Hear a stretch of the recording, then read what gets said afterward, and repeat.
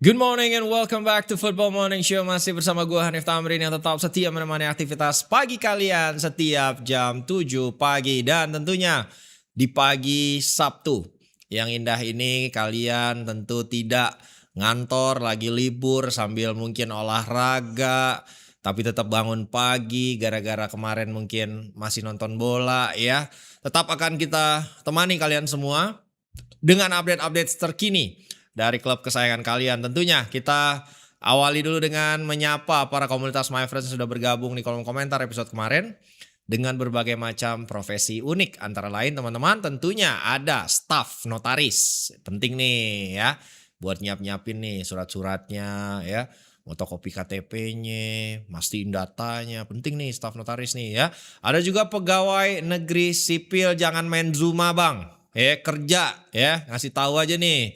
Kita bayar pajak buat ngegaji abang. Jadi mohon banget jangan terima pungli bang, jangan bikin pungli bang. Kita rapikan semua administrasi ya bang ya untuk seluruh PNS yang ada di sini. Kita percaya PNS jauh lebih baik bang ya, oke. Dan tentunya ada penjual lauk marinasi, nice dream. Semoga jualannya laku, lancar, dan menjadi berkah dan rizki bagi keluarga ya teman-teman ya. Oke lanjut, masih dalam tentunya suasana FIFA World Cup 2026 yang sedikit lagi akan memasuki fase semifinal. Nah jangan lupa buat kalian semua rayakan dengan belanja Rexona X FIFA Limited Edition. Dan ikutan berburu stars bersama Rexona. Caranya gampang sekali teman-teman. Tinggal beli produk Rexona apa saja.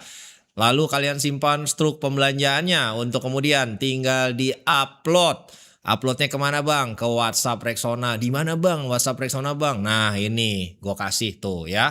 QR code di pojok kiri layar bawah kalian. Tinggal di scan. Itu akan membawa kalian semua masuk ke WhatsApp Rexona. Langsung aja di situ disubmit struk belanjanya untuk kemudian memenangkan hadiah langsung di mana periode hanya berlaku dari tanggal 1 Mei hingga 31 Juli 2026.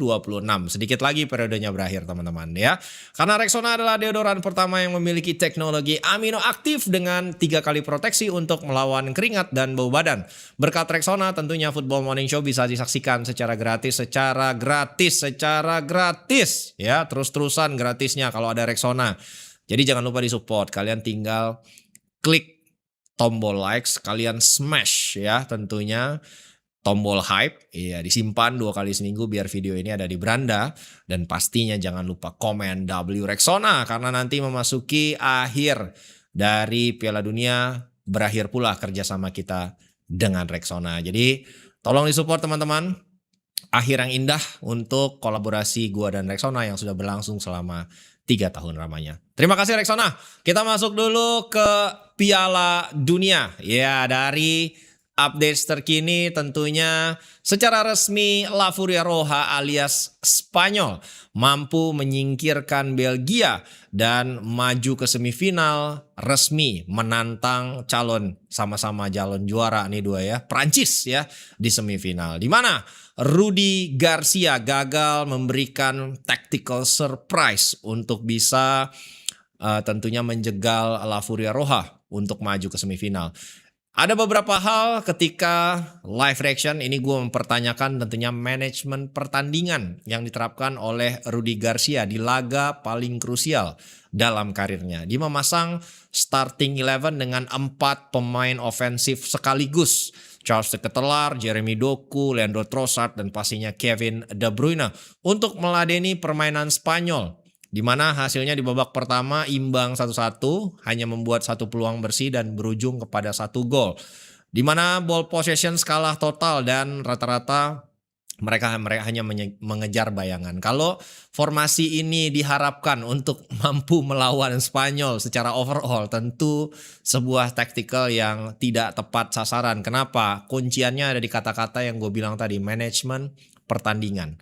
Apabila dibalik manajemen pertandingannya bermain fisik dulu ya, lalu kemudian menyerang ruang atau space memasuki menit 70 plus ketika Spanyol sudah jauh lebih lelah, konsentrasi sudah menurun, mungkin tentu Belgia akan punya peluang lebih, namun taktik justru dibalik oleh Rudi Garcia. Coba main ofensif dulu, yang ada malah di outplay oleh Spain. Dan rata-rata memang tim-tim yang bermain lebih defensif memasuki paruh akhir pertandingan di babak knockout stage semuanya tumbang teman-teman. Kita lihat bagaimana Mesir tumbang, Cape Verde tumbang gitu kan. Dan ujung-ujungnya sama seperti Belgia ya, ini juga akhirnya tumbang. Kita lihat ya statistiknya teman-teman. Di mana Spanyol menguasai penguasaan bola dominan 68% berbanding 32% dengan peluang atau expected goals itu 2,08 berbanding 0,3 untuk Belgia. Sangat-sangat kecil sekali ya upaya serangan dari Belgia. Jumlah total shots juga berbanding sangat-sangat langit dan bumi 17 banding 5. Dan jumlah shots on target ke gawang itu juga sama 8 berbanding 2. Dan ada juga tragedi di mana Courtois itu mendapatkan cedera ya sebelum water break babak kedua dan akhirnya digantikan oleh Saint-Maximin skipper Manchester United yang akhirnya membuat sebuah blunder fatal berujung kepada gol penentu kemenangan Mikel Merino. Jadi sapuan atau tentunya tepisan yang dilakukan oleh Saint-Maximin itu justru jatuh ke depan gawang bukan ke samping, di mana dengan mudah akhirnya dimanfaatkan menjadi gol oleh Mikel Merino. Tentu ini menjadi tentunya sebuah pertanyaan atau pastinya bulian ya bagi para pendukung non Manchester United ya. Namanya juga masih muda teman-teman, 20 tahun plus. Ini adalah World Cup pertamanya ya. Dia juga manusia kawan-kawan. Jadi tolonglah buliannya jangan terlalu ekstrim ya. Ini kiper bagus nih ya yang bisa menjadi suksesor jangka panjang Thibaut Courtois. Jadi ya pelan-pelan aja ya kawan-kawan yang khusus bukan pendukung MU. Ya fans MU tolong dibantu, dipuji lah, berikan dukungan buat kiper ini. Oke, lanjut kita lihat dulu statement dari De La Fuente pasca kemenangan ini. Tim ini menunjukkan karakter luar biasa. Saya bangga dengan semangat mereka untuk terus berkembang dan kami pantas meraih kemenangan ini. Mengalahkan Belgia bukan hal yang mudah, tetapi sekarang kami siap menghadapi tantangan besar berikutnya di semifinal. Tantangan yang berupa tentunya Prancis yang dipimpin oleh El Dictator Kylian Mbappe dan lini depan yang dijuluki The Avengers. Anjay, The Avengers juga yang tentunya mampu membungkam Maroko yang merupakan kuda hitam di turnamen ini dengan skor sangat meyakinkan 2-0 ya di semifinal sebelumnya, di mana tentu tanpa Saibari yang memang cedera, itu Maroko lack of quality di lini depan. Manu Kone dan Lucas Digne kembali dipercaya sebagai starter oleh Didier Deschamps dan keduanya tampil outstanding teman-teman. Namun tentu kemenangan Prancis diraih berkat dua penampilan individual brilliance dari para Avengers mereka. Pertama adalah sebuah placing luar biasa dari Kylian Mbappe dan tentunya yang kedua dari aksi individu Ousmane Dembele ya. Ini adalah menjadi tajuknya jika lini depan Avengers ini masih terlalu kuat untuk dihadapi oleh kuda hitam asal Afrika. Di mana meskipun kawan-kawan Maroko itu lebih menguasai ball possession, tapi tentunya lini serang dari Prancis memiliki faktor pembeda. Kita lihat bagaimana meskipun ball possessions dimenangkan tipis oleh Maroko, tapi expected goalsnya itu langit dan bumi. 0,14 berbanding 3,6 dan total tembakan ini bertubi-tubi dilancarkan oleh Desire Doué, Kylian Mbappe, Michael Olise dan pastinya Ousmane Dembele. Belum lagi masuk nanti Bradley Barcola, masuk lagi yang lain.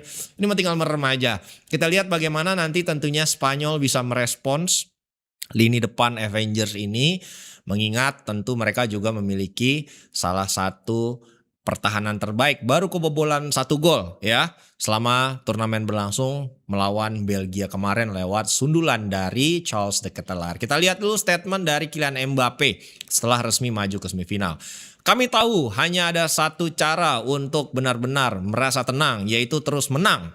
Kami senang bisa mencapai semifinal, tetapi perjalanan kami masih panjang dan tantangan berikutnya akan jauh lebih berat. Itu berarti Prancis menjadi salah satu negara paling konsisten dengan 3 edisi terakhir kalau nggak salah masuk semifinal terus nih.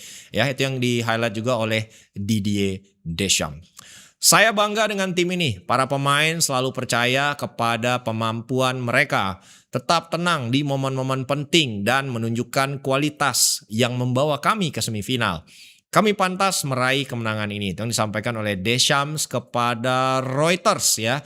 Setelah resmi maju ke semifinal. Kita lihat nanti tajuknya ini adalah Ball Possessions Team versus Avengers. Kita lihat dan kita nanti akan live reaction juga pastinya dengan sedikit treatment spesial kawan-kawan. Oke, masuk dulu ke storm weather di mana masih seputar ini pertanyaan masa depan dari Carlo Ancelotti setelah timnas Brazil resmi tersingkir ya di babak 16 besar kemarin atas Norwegia. Di mana setelah kekalahan tersebut Federasi Sepak Bola Brasil sepakat untuk melanjutkan kerjasama dan memberikan Ancelotti kesempatan untuk memimpin timnas Brazil memasuki Copa America ya, turnamen besar berikutnya. Dan masih ada suara-suara sumbang alias negatif dari berbagai macam pihak, terutama salah satunya adalah legenda timnas Brazil Romario yang merasa harusnya Ancelotti ini tidak diberikan kesempatan alias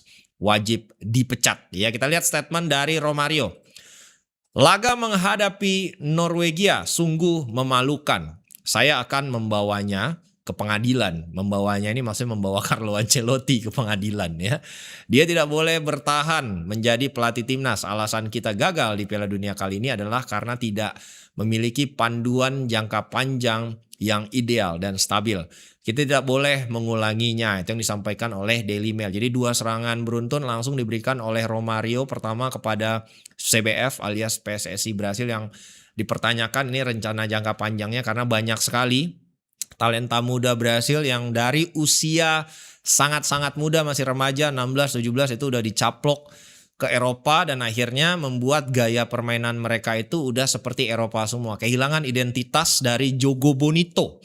Kalau dulu kan rata-rata main dulu di Liga Brazil udah 20-21 baru akhirnya pindah ke Eropa. Jadi masih ada pemain-pemain kategori Maverick yang tercipta di Brazil seperti Ronaldinho, seperti R9, seperti Kaká gitu kan, dan Rivaldo gitu. Banyak sekali teman-teman pemain yang ciri khasnya Jogo Bonito Brazil karena memiliki roots atau nilai-nilai sepak bola Brasil yang kental. Sementara sekarang Rodrigo, Vinicius Junior, Endrick dari usia 16-17 sudah pindah ke Madrid dan memasuki tentunya metode akademi kepelatihan Eropa di mana tentunya aksi individu ya, dribbling itu menjadi sesuatu yang coba untuk diminimalisir untuk bisa memindahkan bola lebih cepat. Jadi ini salah satu juga alasannya Brazil kehilangan identitas. Setidaknya itu yang disampaikan oleh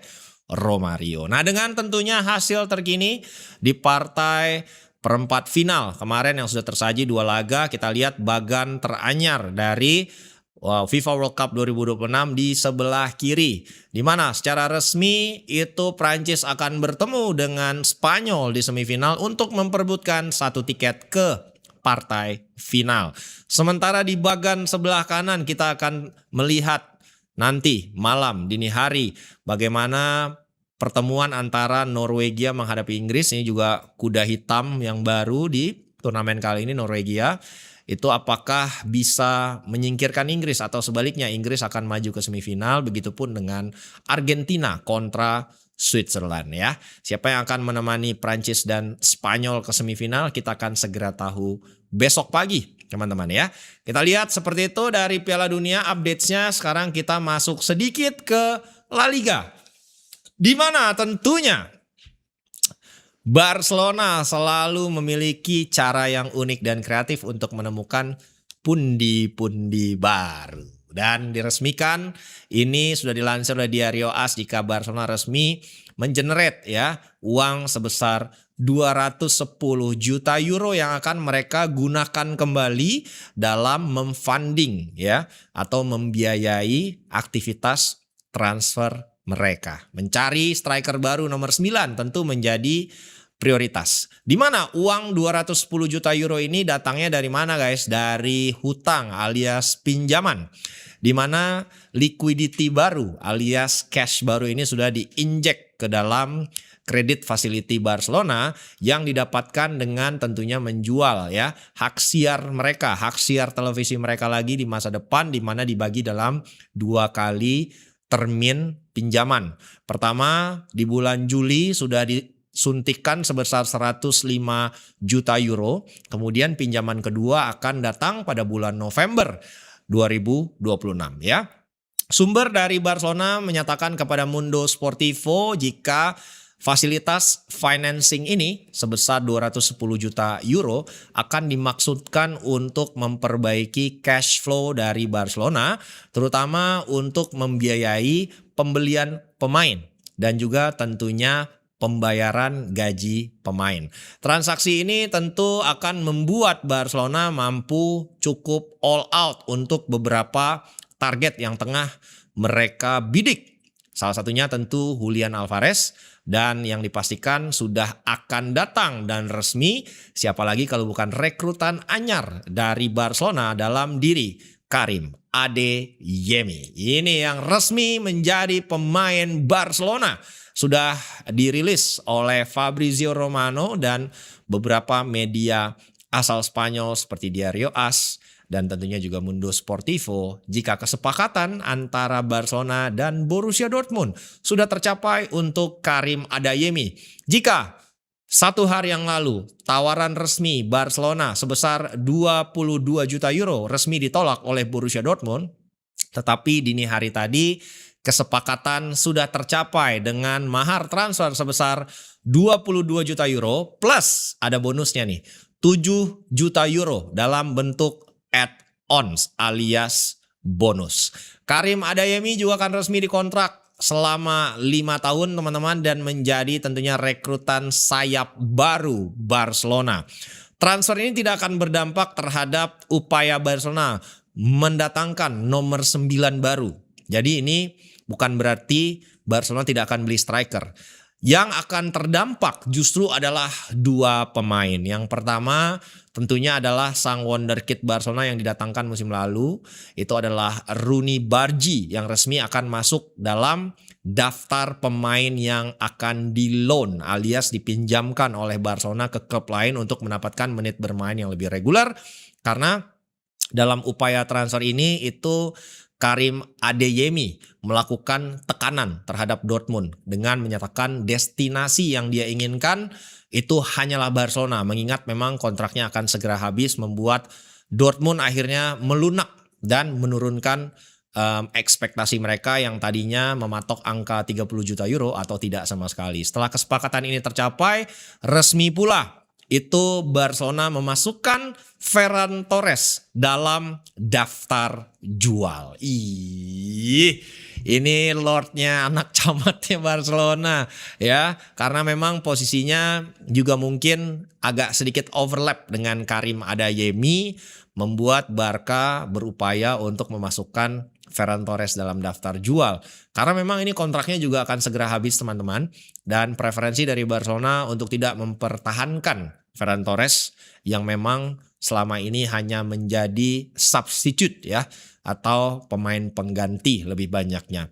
Di mana ini dilansir oleh Mark Bruce yang merupakan jurnalis Code Offside, itu ada 2 tim asal Premier League yang secara serius mempertimbangkan untuk merekrut Ferran Torres yang dihargai oleh Barcelona sebesar 35 juta euro. Berarti praktis biaya untuk mendatangkan Karim Adeyemi bisa di-funding atau di-financing dari penjualan Ferran Torres teman-teman ya.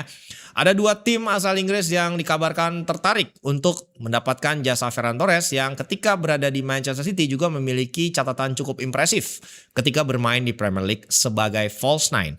Itu adalah satu Tottenham Hotspur kawan-kawan yang memang tengah berupaya untuk melepas Richarlison dan mencari direct replacement yang gaya permainannya itu berbeda dengan Dominic Solanke yang merupakan seorang target man. Spurs lebih mencari second striker atau false nine untuk bisa memberikan opsi yang berbeda bagi Roberto De Zerbi dalam menerapkan taktik menghadapi series of different team.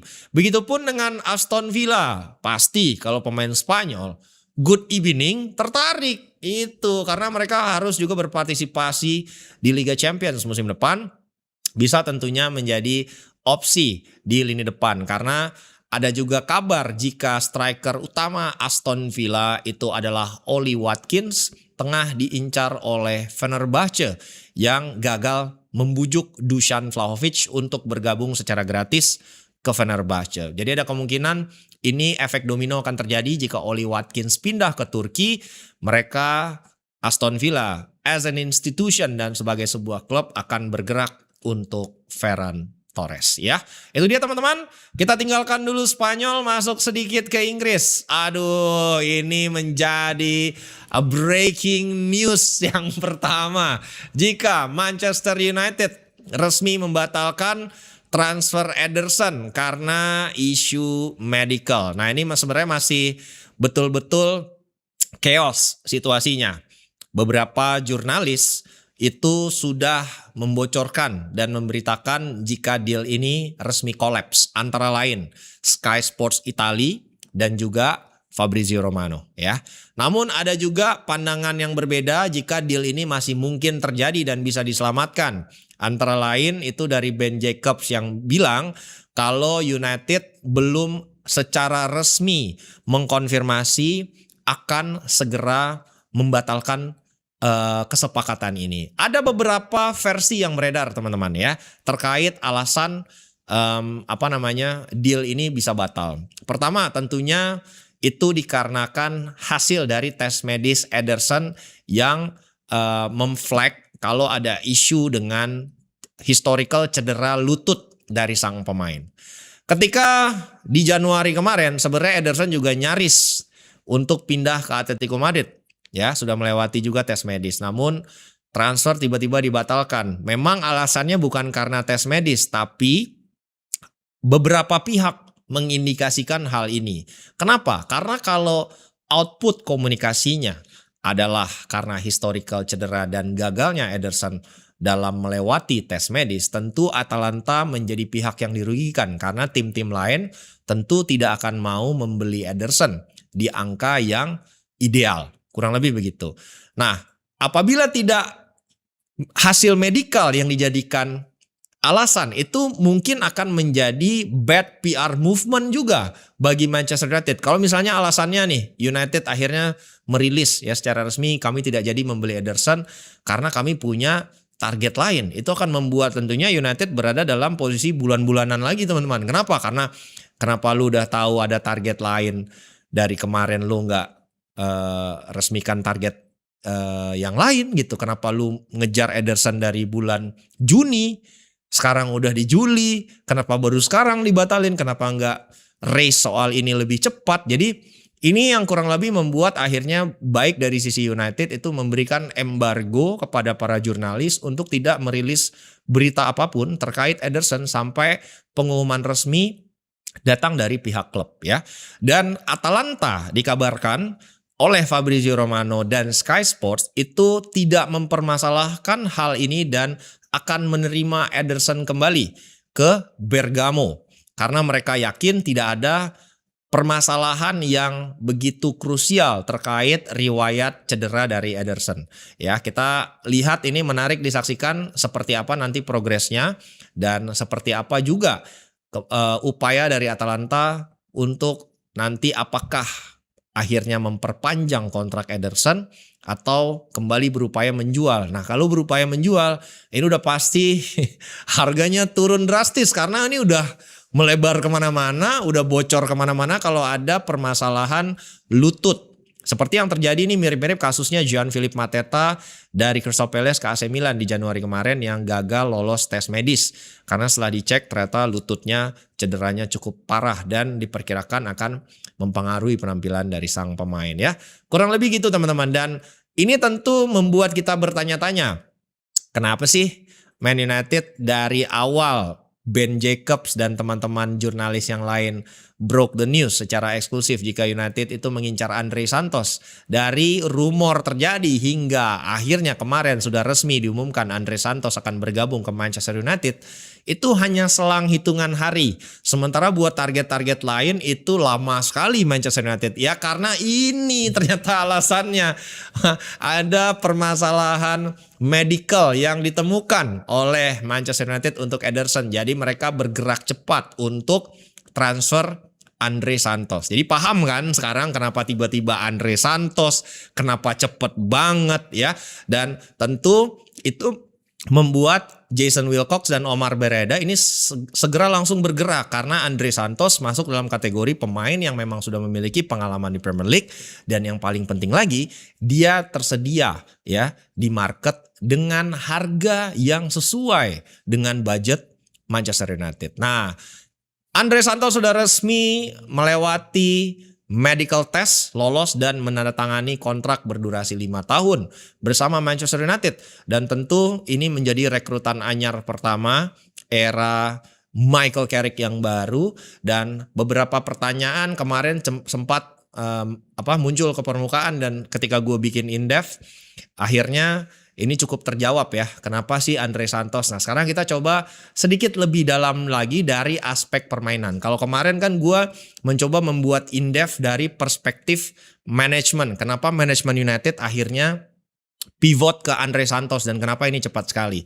Sekarang kita coba ambil sedikit pandangan kenapa Andre Santos yang direkrut dari sisi murni teknikal dan permainannya. Kita lihat dulu profil Andre Santos secara keseluruhan teman-teman, jika dia adalah masuk dalam kategori anchoring midfield atau gelandang all round. Kita lihat statistiknya teman-teman, di mana ada dua aspek yang sangat menonjol dari permainan Andre Santos. Pertama adalah pergerakan tanpa bola dan pergerakan dengan bolanya dia. Kemudian yang kedua adalah kemampuan bertahannya dia atau mencuri bola atau memenangkan bola kembali ketika possessions hilang ya. Santos sangat bagus dalam one touch passing, kerap turun ke belakang ketika back tengah di pressing untuk menjadi opsi jalur passing, sehingga membuat penampilan atau permainannya paling bersinar ketika bermain kombinasi umpan pendek. Itu terhighlight dari on ball movementnya dia. Tambahannya, dia memiliki kemampuan passing ke final third yang cukup baik karena pengalamannya dimainkan sebagai gelandang serang ketika bermain di Strasbourg under Liam Rosseigneur. Dia berani mengambil resiko dalam memilih passing-passing yang sulit ya di final third, dan akhirnya membuat passing-passing tersebut bisa menjadi peluang yang bersih ya. Kurang lebih seperti itu. Nah, kalau tidak percaya kita coba lihat ya breakdown kurang lebih di mana urutan Andre Santos musim lalu dalam klasemen line breaker passing, aktif line breaker passing. Kita coba lihat ya.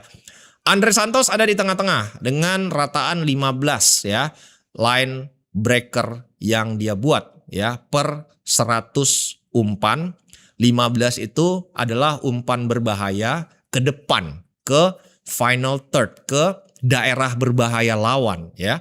Dan ini cukup oke untuk pemain yang bukan merupakan pemain inti setiap minggunya. Kemarin juga di in-depth udah gue jelasin, cuma 13 kali jadi starter dari 27 pertandingan.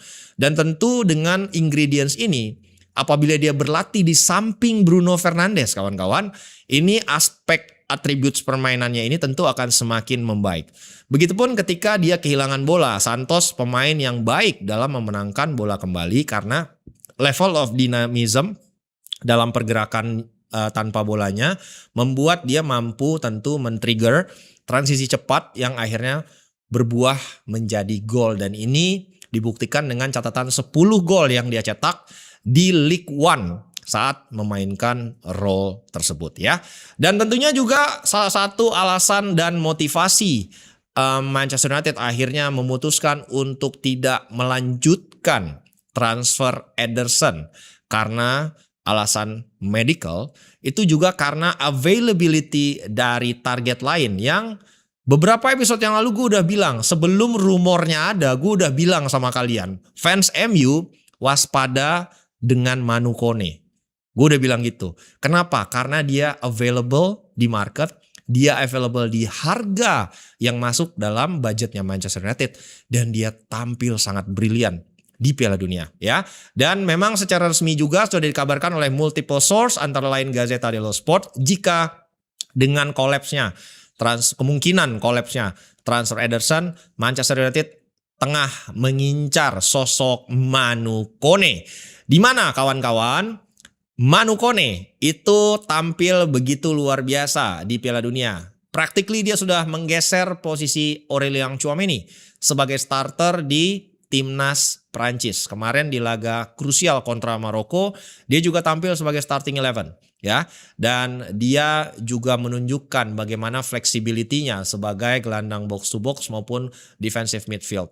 Dan karena hal ini ya, penampilan baiknya dia dan Roma yang sudah akhirnya mencapai settlement dengan UEFA membayar denda 6 juta euro untuk bisa comply dengan squad cost ratio di musim depan. Harga yang tadinya sangat-sangat terjangkau diminta oleh AS Roma untuk siapapun tim yang ingin mendatangkan Manu Kone hanya 50 juta euro sebelum settlement dengan UEFA tercapai. Kini tentu harganya menjadi melambung kawan-kawan ya. Dari 50 juta sekarang harga Manu Kone itu sudah naik menjadi 60 juta euro. Itu dilansir oleh multiple source dari Italia, dan kita lihat bagaimana upaya Manchester United. Tentu mereka harus menuntaskan dulu nih announcement resmi batalnya Ederson. Jika memang batal, baru mereka akan pivot ya ke Manu Kone. Selain tentunya posisi gelandang, ada juga posisi backup goalkeeper yang baru saja dikonfirmasi oleh Manchester United. Akhirnya itu diperkuat. Menurut The Athletic, itu United secara resmi sudah memfinalisasi transfer Karl Darlow dari Leeds United secara free transfer ya. United butuh kiper berpengalaman. Kawan kita ini umurnya udah 35. Ya. Kemudian klasifikasi kedua dari sosok kiper yang diinginkan oleh Man United itu adalah berkategori home ground. Itu juga yang masuk dalam klasifikasi Karl Darlow. Dan ini dilakukan untuk membantu merotasi Saint Lamens musim depan karena Bayindir akan resmi dilepas, Andre Onana kembali dipinjamkan ke Trabzonspor, dan Radek Vitek yang masuk dalam daftar jual setelah tampil cukup bagus bersama Bristol City. United berupaya untuk menjual Radek Vitek secara untuk mengenerate keuntungan ya. Itu berarti opsi kiper United di musim depan itu ada 3. Pertama tentunya kiper utama Saint Lamens, dan ada 2 backup goalkeeper dalam diri Karl Darlow dan juga Tom Heaton yang resmi memperpanjang kontraknya selama 1 tahun. Iya, kita tutup bab MUTV Manchester United dengan konfirmasi perkenalan lokasi Stadion Old Trafford yang baru kawan-kawan. Ini dilansir oleh The Telegraph. Jika lokasi dari Stadion Old Trafford yang baru itu hanya berjarak 350 meter dari lokasi Old Trafford yang ada saat ini. United resmi memperkenalkan lokasi yang baru hanya berjarak 350 meter, di mana Sir Jim Ratcliffe percaya jika proyek ini bisa rampung dalam tempo waktu 5 tahun saja. Hal yang juga dikonfirmasi oleh Bereda sekaligus CEO dari Man United yang mengkonfirmasi stadion baru ini yang berkapasitas 100.000 kursi akan resmi dibuka pada musim 2030-2031 teman-teman. Dan pembangunan dari stadion ini dananya dari mana bang? Dari 2 guys ya. Opsinya tuh ada 2 untuk membiayai pembangunan stadion ini. Pertama, dengan melepas saham lagi. Siapapun bilioner ya, triliuner yang ada di seantero Eropa ingin membantu untuk mewujudkan Old Trafford yang baru, bisa mengetok pintu keluarga The Glazer dan menawar untuk membeli saham ya. Itu yang nanti akan dilepas dan digunakan untuk membiayai pembangunan Old Trafford yang baru, yang harganya berapa bang buat ngebangun ini? Kurang lebih murah aja guys, 2 miliar pound. Gila, mahal banget ini stadion ya gitu. 2 miliar pound ya. Itu adalah opsi yang pertama, membuka saham lagi ya. menjual saham dari existing ownership untuk masuk sebagai ownership yang baru untuk menyuntikkan dana dan akhirnya bisa membangun stadion. Nah, yang kedua kawan-kawan, ini adalah opsi yang tentu akan sangat-sangat ditentang oleh seluruh fans Manchester United ya. Apalagi kalau bukan opsi hutang. Iya, kita ngutang dulu coy. Gitu. Iya, hutangnya sekarang sudah banyak gitu. Kalau ini akhirnya utang lagi, karena tuh musim ini Man United buat bayar bunga aja itu udah harus membayar bunganya doang tuh hampir 40 juta pound sterling dari total hutang mereka. Jadi kalau dibuka lagi hutang baru, yang pasti akan terdampak adalah tentunya kemampuan Manchester United untuk bersaing di level sportingnya. Karena udah sibuk buat bayar bunga hutang, bayar cicilan hutang selama 5 tahun ke depan, atau mungkin hutangnya tenornya adalah 10 tahun. Jadinya tentu Man United akan bernasib seperti Arsenal ketika dalam proses pembangunan Emirates Stadium jadinya tidak bisa kompetitif di bursa transfer. Pemain yang datang ya pemain grade B aja. Jadi siap-siap aja lah fans MU banyak berdoa barangkali ada pemilik saham baru kawan-kawan sehingga tidak perlu berhutang lagi. Oke, lanjut. Ada juga angin perubahan yang tengah ditiupkan oleh Liverpool yang mungkin sedikit banyak membuat alasan Liverpool ini adem ayem aja di bursa transfer. Setelah kemarin gue laporkan Richard Hughes yang merupakan sporting director dari Liverpool akan resmi pindah ke Al Hilal mulai musim depan ya. Jadi dia udah masukin surat resign-nya, notice period-nya 1 tahun. Ini sekarang diikuti oleh sang CEO ya, Michael Edwards yang merupakan CEO dari Liverpool juga secara resmi itu mundur dari Liverpool ya. Ini berarti 2 orang yang paling penting di Liverpool akan meninggalkan klub musim depan. Michael Edwards sebelumnya merupakan sporting director di Liverpool dan dia promosi menjadi CEO setelah diminta untuk kembali ya.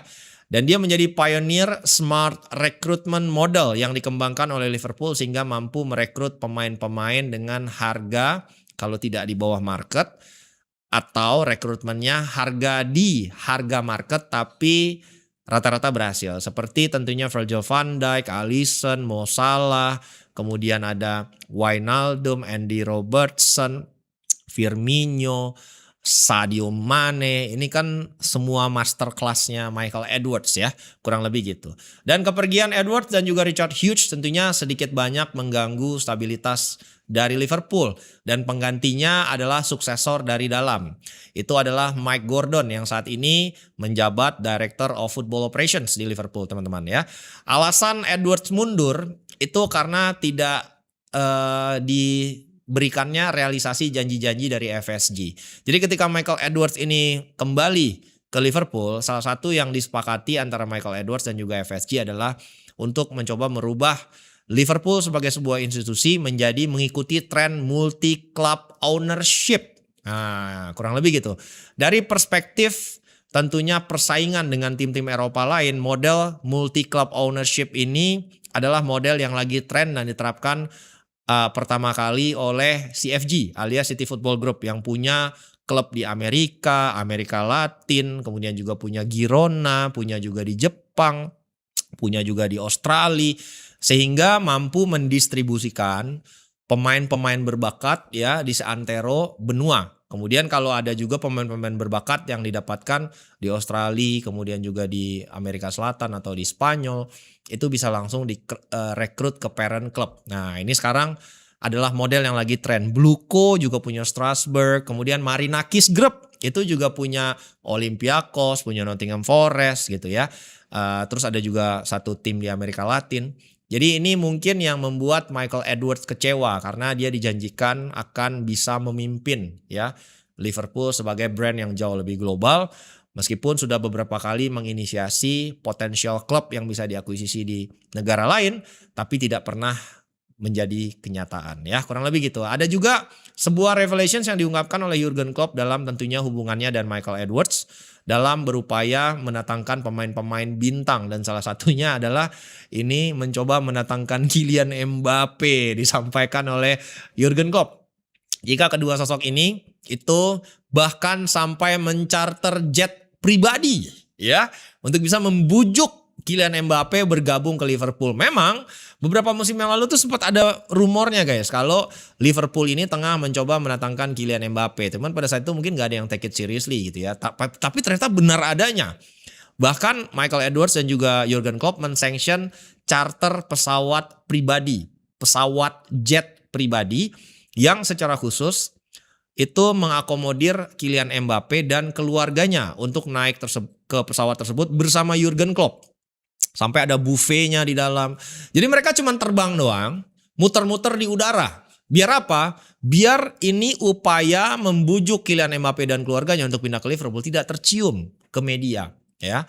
Karena memang kalau akhirnya tercium ke media itu banyak implikasinya, ya. Tentu dengan klubnya, tentu harganya jadi naik, tentu mungkin ada norma-norma yang sedikit ya ada di daerah garis batas kawan-kawan.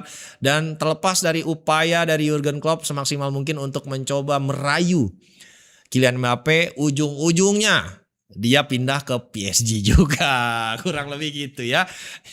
Jadi ternyata Jurgen Klopp ini orangnya niat juga ya, sampai dateng coba bujuk ya. Iyalah kalau gue jadi Klopp mah ada upaya buat Kylian Mbappe juga gue kosongin jadwal gue kalau dia bisa main buat klub gue mah. Kurang lebih gitu teman-teman. Ya kita tinggalkan Inggris, masuk sedikit ke Italia. Di mana teman-teman? Kita awali dari kondisi terkini dari Kenan Yildiz. Mungkin ini jadi alasan dan jawabannya. Kenapa dari fase babak grup Piala Dunia Kenan Yildiz ini tidak pernah menjadi starter? Karena ternyata Kenan Yildiz memiliki isu yang kronis di lututnya. Setelah musim kemarin juga on off dan memilih untuk pakai suntik painkiller. Sekarang Kenan Yildiz dan Juventus harus menghadapi kenyataan. Mereka ada di persimpangan. Apakah akan mengambil opsi operasi ya untuk Kenan Yildiz, mengingat ini jarak untuk pembukaan musim yang baru hanya tinggal berjarak hitungan kurang lebih 1,5 bulan teman-teman ya. Ini dilansir oleh Tuttosport. Jika ternyata kondisi cedera dari lutut Kenan Yildiz lebih serius dari yang dibayangkan. Dan ini menjadi alasan kenapa cedera lututnya tuh sering kambuh. Dan kini Kenan Yildiz harus memutuskan apakah akan naik meja operasi atau membiarkan lututnya terus seperti ini. Dan beresiko tentu mendapatkan cedera yang lebih parah ya. Dan ada juga kabar yang cukup meyakinkan dari AC Milan yang akhirnya meresmikan transfer Mario Gila secara resmi dari Lazio pasca menuntaskan tes medis. Mario Gila resmi dikontrak bersama AC Milan. Ini dilansir oleh Tuttosport dengan mahar. Akhirnya dirilis itu kurang lebih 30 juta euro. Berarti Milan udah spend 105 juta euro guys untuk Goncalo Ramos 75 juta euro dan Mario Gila. Gila emang Milan. Gila. 30 juta euro, 25 juta euro fixed fee plus 5 juta euro add-on. Ini Mario Gila juga dikontrak selama 5 tahun teman-teman dan resmi akan menjadi rekrutan anyar dari Ruben Amorim. Dimana gue juga udah menyampaikan kepada kalian. Nama yang tadinya gue pikir itu akan menjadi korban adalah Matteo Gabbia, ternyata yang dikorbankan adalah Fikayo Tomori. Kita lihat nanti Tomori akan kemana ya. Begitupun dengan fans Inter yang resmi akhirnya mendapatkan pemain incarannya. Anand Khalaili resmi menjadi pemain Inter Milan. Dilansir oleh Football Italia, kesepakatan antara ini namanya susah lagi klubnya. Saint Giloa gitu ya. Union Saint Giloa itu bersama Inter Milan resmi tercapai. Akhirnya Inter yang nyerah dan ngalah untuk memenuhi mahar yang diminta oleh klub Anand Khalaili. Tadinya tawaran awal sebesar 25 juta euro sudah resmi ditolak oleh Union Saint Galais. Sekarang ditingkatkan menjadi 30 juta euro untuk pemain sayap asal Israel ini. Itu pun sekaligus mengkonfirmasi jika fakta yang sudah disepakati antara Pak Mirwan Suroso ya, Presiden Como dan BP Marotta itu disepakati ya, ditepati lah kurang lebih gitu, karena Como resmi mundur dari perburuan Anand Kalaili. Jadi faktanya nih kalau misalnya Inter sama Como sama-sama nyerang atau ingin membeli pemain yang sama, mereka nggak mau saling bidding war ya. Jadi sekarang Inter yang secara resmi mendapatkan winger yang dia inginkan. Itu berarti Luis Enrique itu bisa pindah ke tim Premier League. Ini kabarnya juga diminati oleh Brentford. Kawan-kawan, kita lihat nanti apakah penjualan akan segera bisa di finalize. Oke, itu dia beberapa materi yang bisa gue sampaikan hari ini untuk seluruh klub kesayangan kalian. Jangan lupa buat kalian semua tetap support milestones dari kita yang berikutnya untuk coba bidding ke hak siar kompetisi liga di musim depan. Banyak yang nanya, emang murah bang? Enggak, mahal. Tapi kan ada sponsor, ada Rexona, ada ini. Kita coba gerakan lah pooling powernya. Nggak apa-apa, gue dapat duitnya sedikit aja asal bisa mewujudkan manifestasi cita-cita kita. Ya, kan nggak semua tentang memperkaya diri sendiri teman-teman ya. Ada juga tentu upaya untuk mengembalikan harkat dan martabat jika sepak bola itu bisa disaksikan secara gratis lagi untuk seluruh fans ya. Karena kita taunya kalau di usia gua dulu tahun 90-an ya gua nontonnya mah di TV gratis gitu. Karena sekarang eranya digital ya kenapa nggak bisa kita coba. At least gua nyoba dulu. I owe you to try this to make it happen. Kurang lebih gitu. Ini especially buat viewer gue. Buat haters mah bodo amat. Jadiin aja bensin guys ya. Ntar kita paling kalau jadi kejadian manifestasinya kita tinggal ketawain aja guys. Gitu. Sama kayak ketika dulu lah. Banyak banget kan yang bilang, lu kenal bang sama Fabrizio Romano. Emang lu bisa bang ngingetin sama Ben Jacob. Bacot lo semua. Ya kurang lebih gitu. Ataupun yang emang nih bisa bang sama Juventus, no gue beli hak siarnya mau apa lu ya. Itulah orang-orang Twitter yang cuman bisa menjatuhkan orang-orang yang sedang berupaya untuk hal yang lebih baik. Gak usah dengerin guys, kalian di kerjaan kalian juga kayak gitu. Gak usah dengerin orang-orang yang mencoba menjatuhkan kalian. Just do your thing, be very persistent, be crazy about it, be delusional about it ya. Dan someday you're gonna get it ya. Kalian akan mewujudkan manifestasi kalian. Ya kurang lebih gitu teman-teman. Jangan lupa buat masuk ke Discord untuk bisa mendapatkan berbagai macam perks di musim yang baru. Tentu gue sangat appreciate buat kalian semua yang selalu mendukung, selalu nge-like, selalu smash ya viewsnya dan juga tentunya hype dari video ini. Ya, and as always my friends, thank you so much and have a lovely day.